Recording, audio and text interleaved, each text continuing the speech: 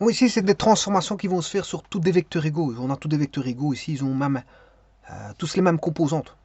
Alors, si je fais des transformations sur des vecteurs égaux, ben, euh, toutes les transformations, ils vont subir toutes les mêmes transformations, hein, parce que justement, c'est des vecteurs égaux. Par définition, si c'est des vecteurs égaux, dès le moment où on a un représentant qui subit une transformation, ben, tous les autres vont subir les transformations. Donc c'est tous des vecteurs égaux. Si vous voulez qu'ils restent égaux, je veux dire, la moindre des choses, c'est qu'ils conservent leurs propriétés, leurs caractéristiques géométriques chacune. Donc pour qu'ils restent égaux, ben, la- il faut que la propriété de conservation d'égalité soit prise en compte. Et donc fatalement, ils vont subir tous les mêmes transformations, soit en rotation, soit en translation, soit en peu importe ce que vous voulez. En tout cas, vous voyez que les vecteurs restent toujours égaux, puisque par définition, c'est un ensemble de vecteurs égaux ici. Alors, vecteur égaux, je vous rappelle que c'est U égale V. Hein. U égale V, c'est-à-dire on a des vecteurs linéairement dépendants, parce qu'ils sont tous parallèles les uns des autres. Hein. Ils sont tous parallèles les uns des autres. Donc, on a la conservation de parallélisme qui est conservée ici, hein, dans l'égalité.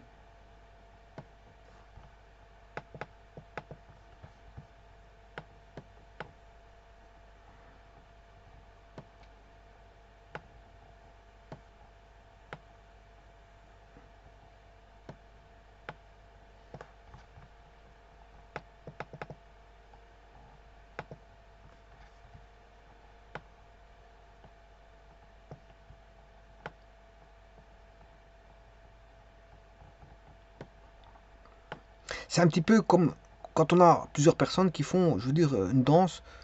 Je veux dire, quand on a un qui fait un geste, tout le monde fait le même geste. Donc, c'est la répétition des gestes pour que tout le monde soit en harmonie au niveau voilà, du geste. L'harmonie du geste, c'est tout le monde fait la même chose. Ici, c'est un petit peu la même chose, tous les vecteurs font la même chose. Donc là, ils subissent tous la même transformation pour conserver leur égalité. Ils vont faire tous la même chose.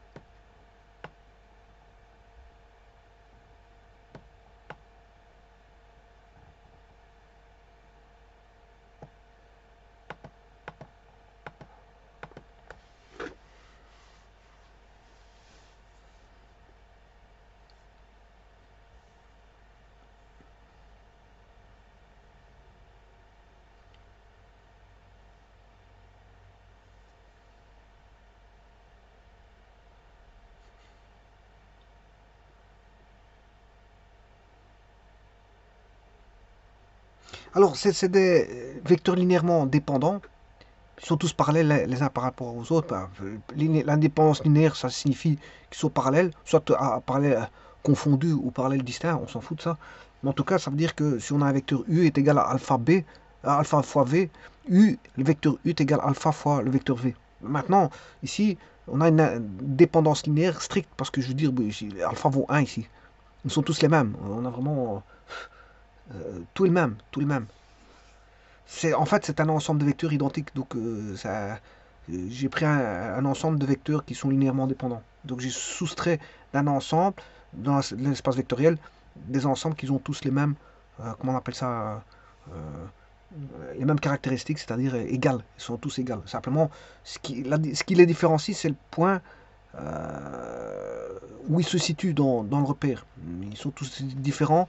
euh, voilà, ils ont tous des points différents euh, dans le repère. Et donc, mais leurs composantes sont identiques. Donc là, j'ai extrait euh, l'ensemble des vecteurs égaux. C'est l'ensemble des vecteurs égaux. Bon, j'en ai pris qu'une partie. Mais sinon, vous voyez qu'est-ce que ça donne. Hein. Ce sont que des parties, c'est des représentants de vecteurs égaux. Je vous remercie.